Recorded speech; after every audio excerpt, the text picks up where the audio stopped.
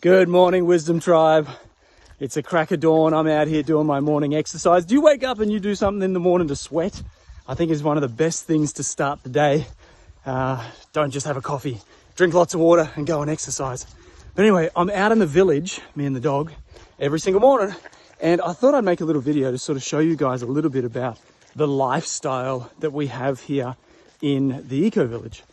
I live in, I believe there's 7 different mini villages inside of the one big eco-village. They all have their own names. It's like, imagine if you go to a festival and there's different areas of the festival. It's the same as that. So look at this living fence. Oh, they've weaved it in. But effectively, I live in an area called Mirnaya. Mir is 2 meanings. Mir means peace and it means world. So Mirnaya, for all my Russian-speaking friends out there, means peaceful. So I live in a place, this guy's got a lot of junk around here. I live in a place called Peaceful Village. Next door, we've got Solnechnaya, which is sun. Sol is sun. A lot of people know that. Radnaya, glad, the glad village. Dobre is kind, the kind village. And we all have our own little villages. So I live in a big circle. I'll do a few laps around this circle today, exercising. And then every village is a little bit different. They've all got their own feeling. We're tucked right in the corner, right up against the forest. And that's why I guess they call it Mirnaya, because it's super peaceful out here. Look at this. This is one of the cool houses. I don't know if you can see this. No, it doesn't let me zoom in. But can you see the dome? Big dome. Right there, little dome and big dome. That's like, I guess it's a mud brick sort of thing that they've made. But yeah, like everyone, so how it works is everyone's got their own hectare of land, which is about 2.5 acres. Ours is just over 1.3 hectares, but you got a hectare of land that you own outright. It's yours. Your family owns it by the government documents and whatever, right? But we all live next to each other in harmony. So it's not like some of the eco-villages where you can't own the land yourself and there's like an owner or a board or like a group ownership. We all own by law our own piece of land and we do whatever we want on our land, right? Within reason, obviously within the law. These guys have got like a little teepee style in there. And so as I'm going, there's houses on both sides. You can't see a lot of them because they're tucked in the forest. These guys are making a new extension to their woodshed. Saw this yesterday. They got their nice little traditional Russian house.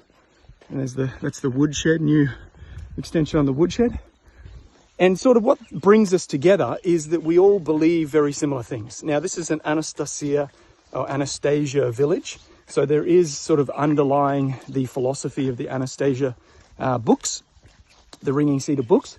But in a nutshell, all it is we live in harmony with nature and we grow food. We all like to grow food and we raise our children sort of in community is the idea. So in Dobre, there's a town hall, I guess you'd call it, called Dobre Zimla. Zimla means earth or land. So it's like he calls it the kind land, Konstantin, who built it.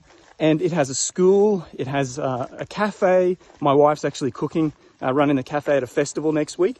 And it's a place where we can come together. It's sort of like the center. So we raise our kids together in community, we grow food, and we live in harmony with nature. And that really is the crux of the community. That's what it's all about. And if you look around, like you see little huts back here, you know, and some of them are really little.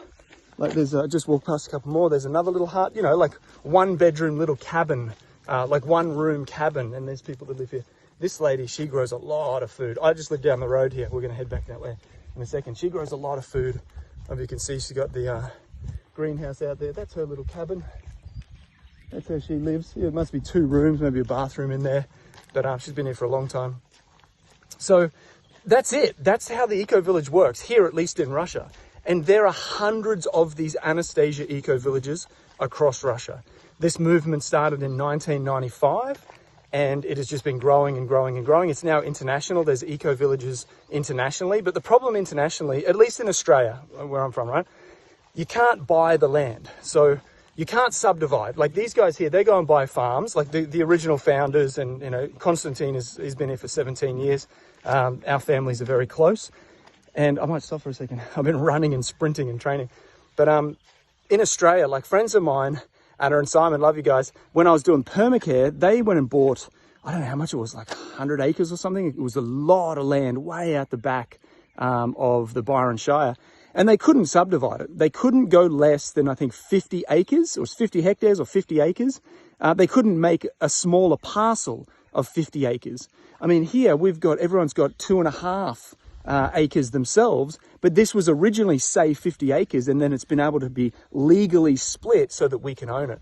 So in Anna and Simon's case, and a lot of the eco-villages in the West, let's at least say Australia, somebody has to own it, and then you sort of like are on the land. But then the law says, oh, you can't make more houses. You have to live in like a tiny home or a caravan or something. And if the police go or the government comes, you got to move it, all this nonsense. Here, we've got a very beautiful home. You know, everyone, you can see this big one back here. You know, people build, they own, they live, they raise their kids, they go to work. The city's only 45 minutes away. It's not a big city, but it's big enough.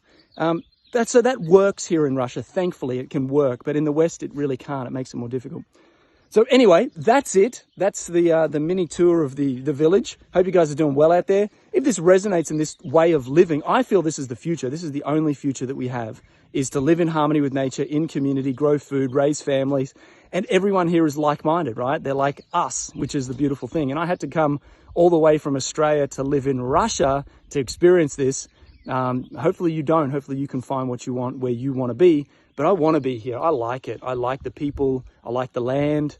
I love my wife, my Russian wife. I love my Russian son, well, half Russian. So yeah, I'm grateful. All right, sending lots of love. Have fun. I'll keep making some more videos about the lifestyle here. The festival next weekend, I'll share a bit more as well. But otherwise, lots of love to you. I'll see you soon. Cheers.